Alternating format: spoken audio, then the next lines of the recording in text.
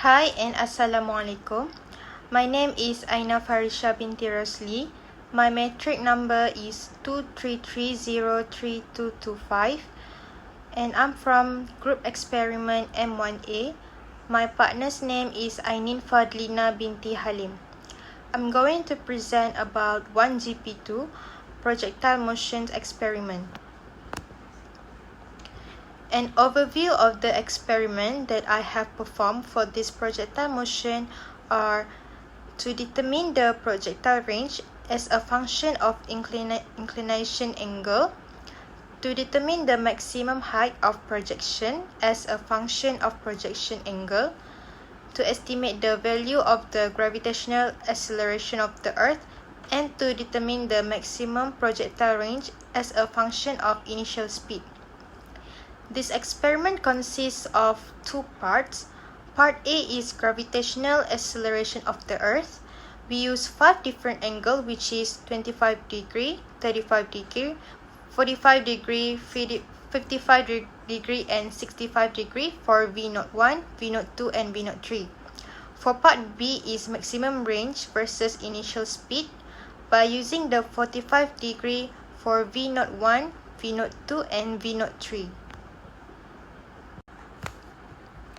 For the first question, what do you think is the best angle of projection to start the experiment with? In my opinion, the best angle of projection to start the experiment with is 45 degrees. This is because at 45 degrees, the projectile will typically achieve maximum range on level ground when air resistance is negligible.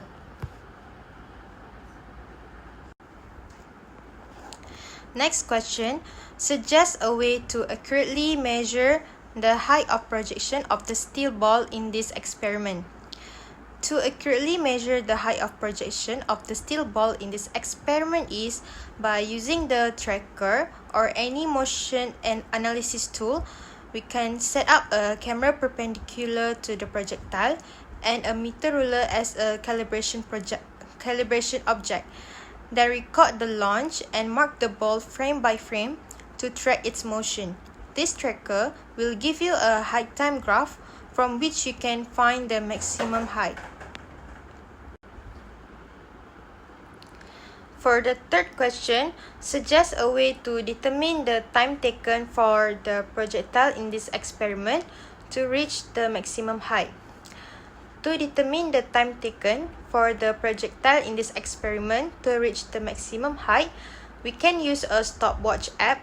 It is because it usually shows decimal places like milliseconds. Also, you can often start or stop with a tap, which may reduce reaction time. Next question is, from the theoretical physics point of view, will the type of material of the ball affect the range and height of projection? Why and why not? In my opinion, the type of material of the ball does not affect the range or maximum height. This is because there is no air resistance. The ball is treated as a point mass, so launch angle and speed are constant. For the last question, if your answer to question 3D was yes, state whether steel or wooden ball will give more accurate results and explain your answer. If your answer to question 3D was no, explain why in the real experiments performed there are still significant discrepancies in the range and height of projection obtained using steel and wooden ball. Since my answer to question 3D was no, the reason why there are still significant discrepancies in the range and height of projection obtained using steel and wooden ball because due to non-ideal factors, especially air resistance and mass-related inertia. Also, a wooden ball is usually less dense and lighter than a steel ball. Lighter objects are more affected by air resistance, while steel balls, being heavier, maintain their velocity better, resulting in less deviation from theoretical predictions.